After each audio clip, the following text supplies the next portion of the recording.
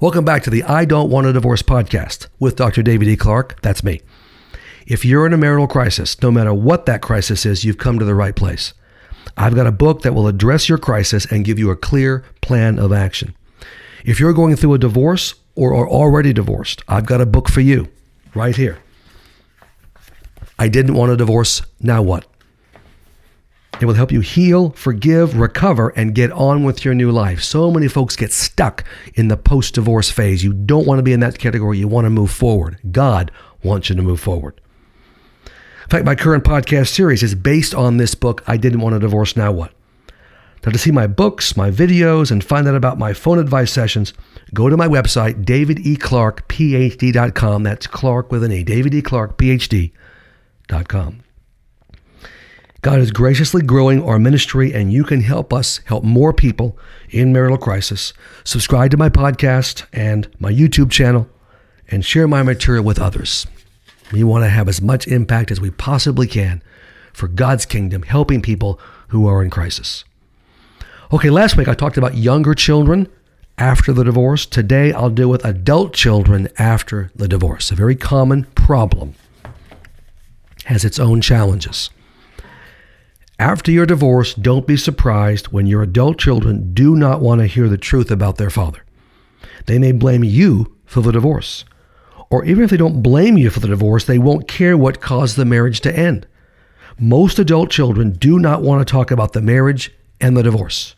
They really don't. They want to leave the past behind and start fresh with a relationship with each of you. Here are the main reasons your adult children won't talk about the divorce.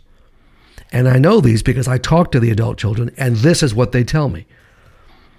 You protected them all along from the sinful, relationship-destroying behaviors of your ex. They don't know the extent of pain and suffering and trauma, frankly, that you went through because you shielded them. Like most great Christian moms will do, you shielded them. They didn't experience the wounds and trauma he inflicted on you. They did not. They have no reason to be angry with him. They don't. Now you do. They don't. The divorce does not affect them as much because they are out of your home and living their own lives. They, in fact, are moving on. They're not caught in the home, and so it doesn't affect them as much. It's easier to have a conflict-free relationship with their dad than to face the truth about him. That's just human nature. Doesn't make it right. That's reality. They don't want their children, your grandkids, in other words, to be pulled into the problems between you and their father. They're protecting their own kids.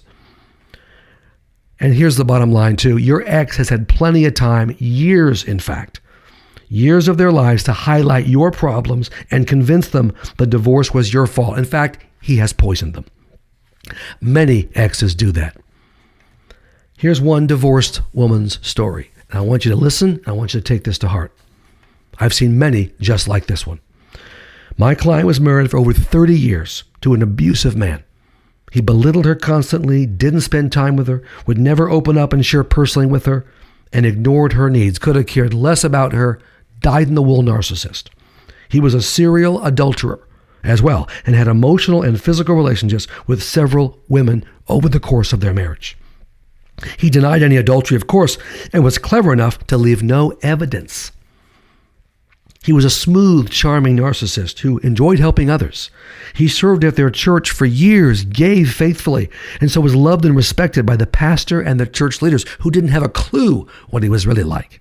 See, narcissists cultivate those relationships to look good and to have leverage. During the marriage, my client didn't talk to her two daughters about his abusive behavior. She wanted to protect them from the pain she was going through. And she wanted them to have a relationship with their father. This is what most moms will do.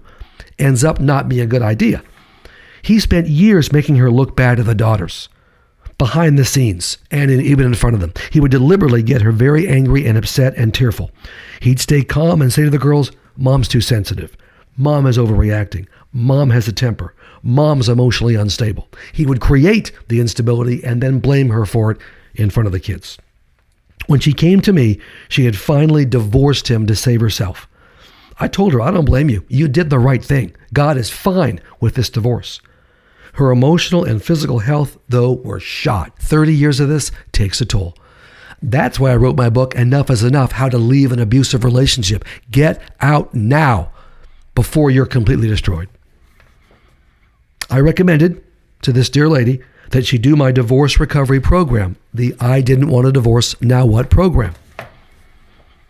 But she was obsessed with trying to get her adult daughters to see the truth about her abusive ex. I mean obsessed. She wanted them to understand the awful pain he had put her through. She had finally gathered solid evidence of his adulterous affairs, but guess what? Her daughters refused to look at it or even talk about it. That's normal for adult children. She got upset, she pressed the issue, and she looked crazy. She wouldn't let it go. She tried to tell the girls about his abuse over the years, but they refused to listen. She got upset, pressed the issue, and looked crazy again. I told her to stop trying to convince her daughters that their father was abusive, and she had a right to divorce him. I said, don't bother. Drop it. Never mention the ex to those girls again, and go through my divorce recovery program. She didn't listen to me. Many don't. So I stopped seeing her. I will not work with someone who won't do what I tell them to do. I'm not going to waste my time. Sometime later, she came in to tell me she had continued to pressure her daughters to face the truth about their dad against my advice. They had ended all contact with her and cut her off from seeing her own grandchildren. Sad, but that was actually her fault. She had pressed it way too hard. And you know what? She didn't look like the same person. She had aged at least 20 years. Her new identity was, I was wronged by my ex-husband. She was going to carry that badge the rest of her life. I can't help someone like that. I can't help you if you're like that. She still refused to follow my guidance. She had become a professional martyr seeking vindication. That was the last time that I saw her. Don't end up like this woman. Don't be a martyr. Don't have this driving need for your adult children to understand your pain and believe the divorce wasn't your fault. Now, it's normal to have this desire, but it doesn't work. I've never seen it work. You'll look like a crazy, unstable person, which is what you are. You'll confirm all the negative things your ex has told them about you. In your desperate effort to get them to see your ex's faults, all you will do is get them to see your faults. Who do you think they'll blame? The calm, rational dad who lies beautifully and always has, or the angry, emotional, bouncing off the walls mom? In fact, you're not crazy, but you'll look crazy. Listen to me. Your adult children don't care about your mental pain and who was responsible for the divorce. Should they? Yeah, probably, but they don't. If you try to make them care, you lose, and you'll lose them. To build the best possible relationship with your adult children, here's what I want you to do. And you'll find all this specifics and even more in the book, I Didn't Want a Divorce, Now What? I want you to make a one-time statement. Count it one-time statement to your adult children about the marriage and divorce to those kids. Don't do it to the group. Present the same statement to each adult child separately. If you can't do it in person, FaceTime or Zoom is fine. You can use the following example as a guide. Fill in the appropriate information that fits your specific situation. And if your adult children are married, certainly ask them to include their spouse as you communicate this one-time statement, because that spouse could be a critical player in helping your cause. Now, if they don't want the spouse to be there, that's cool too. Up to them. But you're inviting the spouse. Here's what you can say. Words like this. I will make a brief statement about the circumstances of the marriage and the divorce. It's important to me that you know the truth. I ask you to simply listen to me and not give any response at this time. We don't want the immediate defensive reaction. Think and pray about what I said. Continuing, I will never, and you mean this, I will never bring up your father or these topics again unless you reach out to me and want to talk about them. If they want to talk, that's different. If they don't, you don't. If you want to talk, I'll talk. If you don't, that's fine. Our relationship, you'll tell them, does not depend in any way on how you see the marriage and divorce. Continuing, in the marriage, I made mistakes. List these in a general way.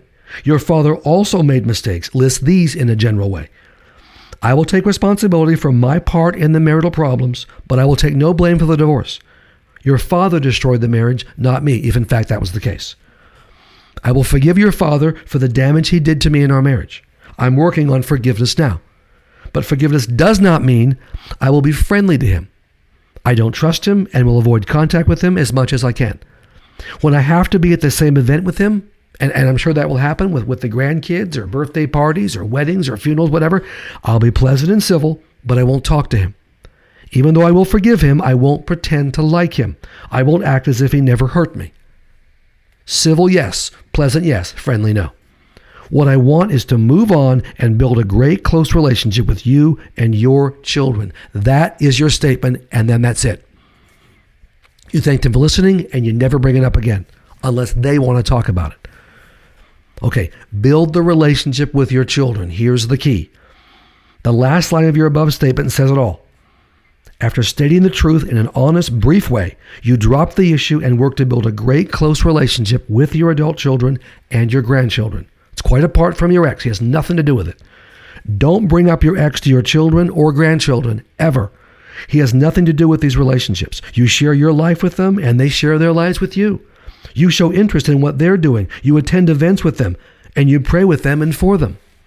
It's a whole new world without involving your ex at all. And you know what? Be happy. I think this book is going to help you be happy if you follow the steps and completely heal. Let your adult children know that you are happy in your new life. That's what they want to know. Let them see that you have moved on. You are at peace. You are doing well. Life is good. They'll be drawn to a person like that rather than a bitter, resentful person who is angry at the ex and never lets it go. You know what they'll do to that person? They'll avoid you. They'll shun you. When you have to be around your ex, and you'll have to at times, project happiness and calmness and confidence. If you have to fake it until you are fully recovered from the divorce, fake it.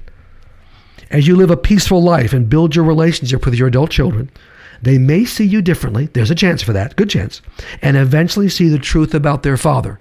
Because you're not shoving it down their throat and they're resisting you, they'll figure it out. But you know what? If they never see the truth about him and about the divorce, who cares? That's not important. God knows, and you know, and that's all that counts. You'll be happy and close to them, and that's all that counts. Now, I've shown you, at least in a basic way, how to deal with your children, younger and older, in these last 2 podcasts after the divorce. Starting with my next podcast, I'll show you how to deal with your ex, how to manage your ex, and that's very important too. Now, here at the end, I just want you to know that Hurricane Elsa is bearing down on Florida, bearing down on Tampa Bay. What does Dr. Clarke do? Does he run for the hills? Does he shut his podcast down? No. We are taping. Phil Dugas and I of Dugas Creative we are taping because we care about you. Okay, so until next time, we'll start talking about your ex and how to manage him. Dr. David D. Clarke,